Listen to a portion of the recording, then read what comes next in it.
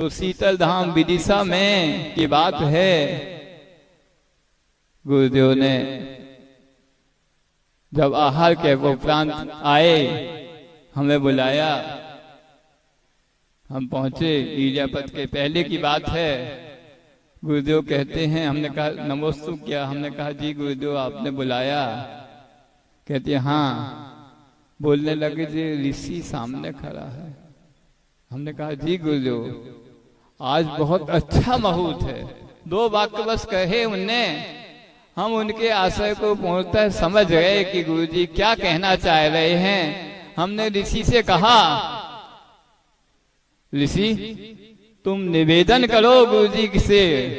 बस वह तो यही चाह रहा था। उसने तुरंत श्रीफल भेंट किया आचार्य श्री के चरणों में कि मैं मुनि दीक्षा चाहता हूँ। आचार्य श्री ने तुरंत हाथों हाथ उसे प्रत्याख्यान आशीर्वाद दीक्षा का आशीर्वाद प्रदान कर दिया। 11:30 बजे पहले दीक्षार्थी को आशीर्वाद मिलता है, 12 बजे तक दूसरे को मिलता है और थोड़ी 12:05 तक तीसरे को मिल जाता है। मुनि श्री शीतल सागर जी पहले होते हैं, शाश्वत सागर जी दूसरे, और हमारे अभी संघ में अभी जो विराजमान हैं मुनि श्री समर सागर जी, उनको अंतिम सामायिक के बाद 1:30 बजे आशीर्वाद मिलता है और 3 बजे हम लोग 2:30 बजे मंच में पहुंच जाते हैं और 4 बजे तक हमारे संघ को शीतलनाथ भगवान के 4 कल्याणकों की भूमि में 4 मुनि मिल जाते हैं। तो गुरुदेव जब जो सोच लें वह करने में उन्हें कोई भी विलंब नहीं होता। तो ऐसी बातें तो बहुत हैं। उसके बाद बीनावाला में 3 दीक्षाएं हुई। उस दिन भी सुबह से पता नहीं कैसा लग रहा था, गुरु पूर्णिमा का दिवस था। आचार्य जी के साथ में निहाल चलिए के बाद अपने कक्ष में आ गया, पर ऐसा लग रहा था कि गुरुदेव कभी भी बुला सकते हैं। मन में लग रहा था तो लग रहा था। रोज की तरह मैंने सहस्र नाम का पाठ शुरू किया, पर जो सोच लिया गुरुजी बुलाएंगे तो पाठ को विराम दे दूंगा। थोड़ी पाठ हुआ नहीं। रोहित भैया जो वर्तमान में संधान सागर जी हैं, चले आ रहे बहुत तेजी से।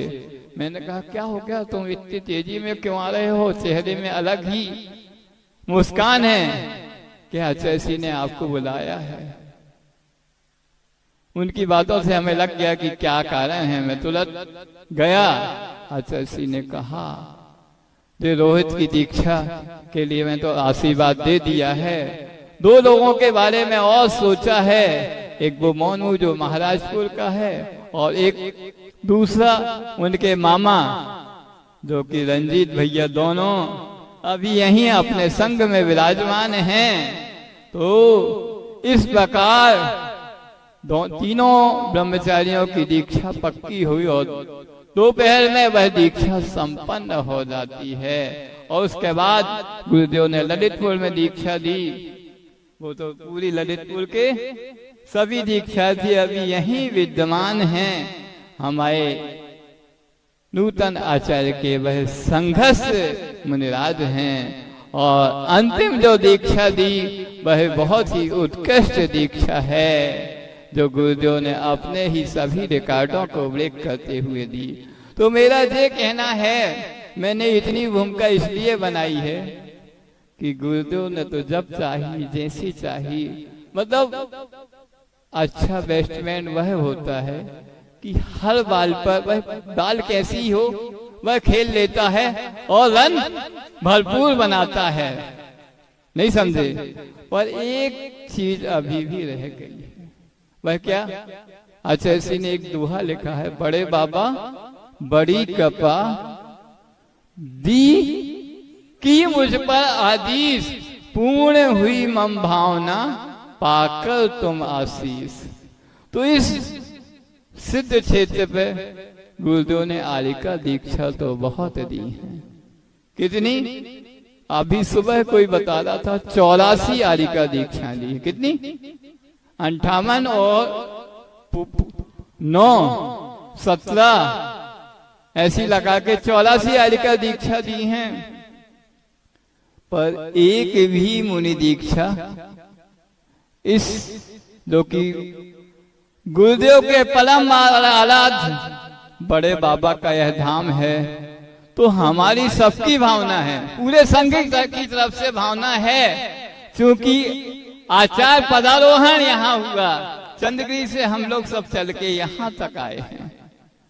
तो यहाँ वह जो अभी तक नहीं हो पाया, तो एक आचार्य पदारोहण के बाद एक नई पारी की जो शुरुआत होती है वह मुनि दीक्षा से हो बड़े बाबा के चरणों में पादमूल में। और विगत 18 वर्ष से जिस दीक्षा में विराम लगा है, ऐसी आरिका दीक्षा भी इसी बड़े बाबा के पादमूल में पुनः नई पारी की शुरुआत हो, यह हम सबकी भावना है। मैंने प्रवचन तो नहीं दिया, इसी सब का उल्लेख कर दिया। तो यदि ऐसी कुछ संयोजना बनती है तो यह बहुत ही अच्छी शुरुआत होगी, क्योंकि बड़े बाबा तो बड़े बाबा हैं, उनके बारे में क्या कहा जाए। यहाँ पर कोई भी कार्य असंभव नहीं है।